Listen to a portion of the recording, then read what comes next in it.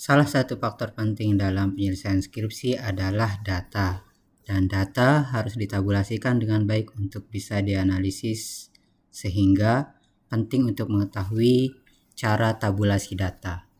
Pada video kali ini saya akan menjelaskan tentang cara tabulasi data. Kita ambil contoh beberapa jenis data, di mana pada video ini ada dua jenis data yang akan saya jelaskan, yaitu pertama adalah data bidang hama dan penyakit tanaman, dan yang kedua adalah data yang umum pada penelitian tentang agronomi ataupun hortikultura. Yang pertama adalah data bidang hama penyakit tanaman. Biasanya ada beberapa jenis yang bisa kita lihat.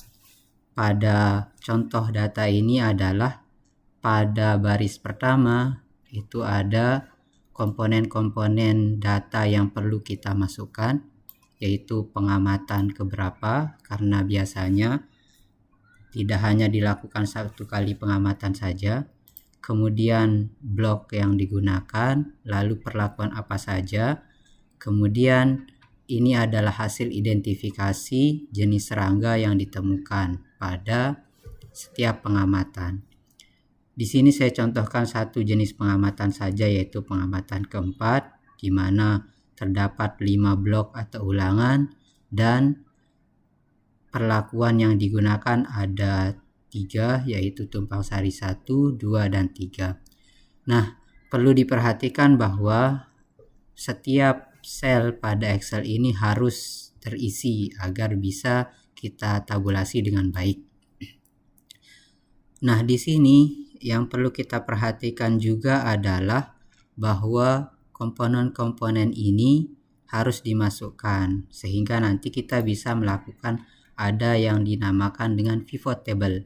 Pivot table itu merupakan salah satu bagian dalam menu Excel di mana kita bisa dengan mudah mengatur dan meringkas data yang kita miliki. Misalkan di sini ini hanya data satu pengamatan saja.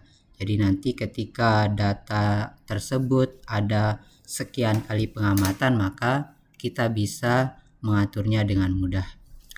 Saya contohkan saja, kita buat pivot table-nya. Di sini kita akan diarahkan pada new worksheet atau worksheet baru, di mana nanti di sini akan muncul ringkasan dari data kita. Nah, setelah kita lihat di sini pada bagian pivot table sendiri ada beberapa jenis hal yang perlu kita perhatikan. Pertama, kita bisa memfilter berdasarkan kolom yang kita miliki. Kemudian di masing-masing kolom ini nanti kita bisa filter juga. Misalkan kita taruhkan bagian blok, kita geser ke bagian kolom, maka bloknya atau ulangannya berada pada bagian atas.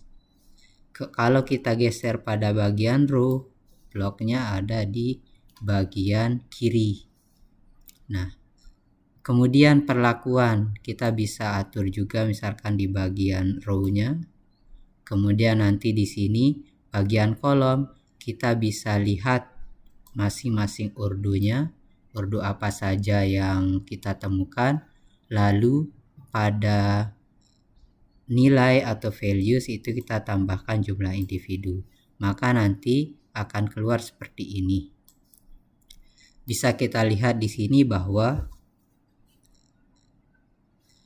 pada bagian barisnya itu terdiri dari blok atau ulangan yang kita miliki. Pada bagian atas ini merupakan jenis atau urdu yang merupakan ordo serangga yang sudah diidentifikasi. Pada bagian terakhir di sini itu adalah grand totalnya per perlakuan atau per ulangan juga ada. Kemudian di sini bagian bawah juga ada jumlah semua jenis urdu yang ada pada hasil pengamatan yang kita temukan. Nah, ini untuk memudahkan sehingga nanti ketika kita ingin memiliki tabel dalam bentuk tertentu bisa kita atur dengan cara memfilternya juga di sini. Misalkan kita ingin memfilter perlakuannya, maka kita bisa atur di sini. Ketika kita filter perlakuannya, bisa kita lihat bahwa kita ingin melakukan hanya melihat tumpang sari satu saja. Kita klik di sini, lalu kita klik OK. Maka di sini yang ditemukan adalah data pada tumpang sari pertama saja. Kalau kita ingin lihat tumpang sari kedua, tinggal kita pilih saja. Nah, seperti itu seterusnya, sehingga kita akan dimudahkan dalam melakukan tabulasi data atau mengatur data kita agar mudah dianalisis. Kemudian perlakuannya di sini bisa kita remove fieldnya, sehingga nanti bisa kita tentukan seperti tadi apa saja yang kita perlukan dalam melakukan analisis data ini. Itu untuk data dalam bidang HPT, sehingga nanti